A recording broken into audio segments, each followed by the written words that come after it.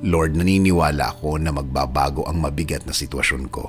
Lord, thank you for today. Thank you for another day. Maraming salamat sa bagong pagkakataon na ibinigay niyo sa akin.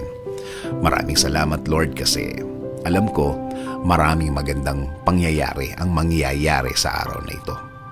Alam ko na puno ng pagpapala ang araw na ito. Maraming magagandang pangyayari ang ibibigay niyo sa akin.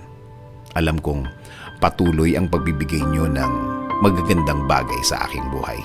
Mas maayos at mas tama kaysa sa mga nagdaang mga araw. I am giving and submitting everything to you, Lord. Ikaw na ang bahala sa aking araw-araw. Patuloy mo akong i-lead sa aking buhay. Patuloy mo akong bigyan ng guidance. Alam kong patuloy mong ilalagay ang mga bagong opportunity sa aking buhay, Lord. Sa iyo ako palagi titingin. Sa iyo palagi ako magfo-focus. At hindi sa mga mahihirap na nararanasan ko. At hindi sa mga sitwasyon na nasa harap ko. Sa mga bagay na kung iisipin ko, Lord, ay malulungkot lang ako at iisipin bumigay. Again, Lord, I declare this will be a good day today. It will be better than yesterday.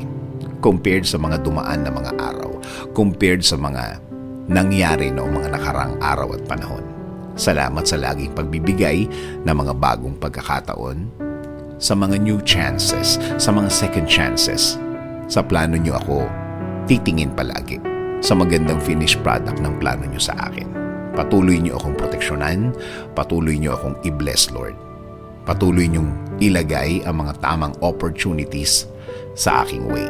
Patuloy niyo pong ilagay ang mga tamang impluensya sa aking mga dinadaanan, Lord. Sa aking mga dadaanan, Lord.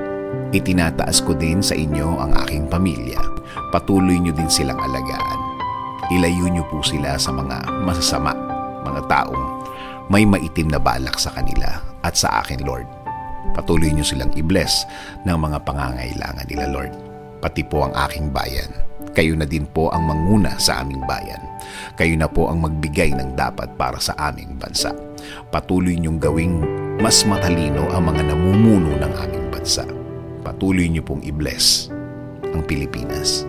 Kayo na po ang bahala sa aking buhay. Kayo na po ang bahala sa aking mga gagawin sa araw na ito. Bless my works, bless my mouth, bless my thoughts, bless the things I'm about to do. Lead me, Lord, today. I will always follow your lead, O God. I will always obey the things your word will say. Kayo na po ang manguna sa akin ngayon at sa mga panahong darating. Salamat, salamat Lord sa inyong kabaitan. Patawarin niyo po ako sa mga nagawa kong mali. Alam ko po na kayo po ang Diyos na laging nagbibigay ng second chances sa buhay na ito. In Jesus' name I pray. Amen. Sabi nga sa Proverbs 10:22, the blessings of the Lord makes rich, and He adds no sorrow with it.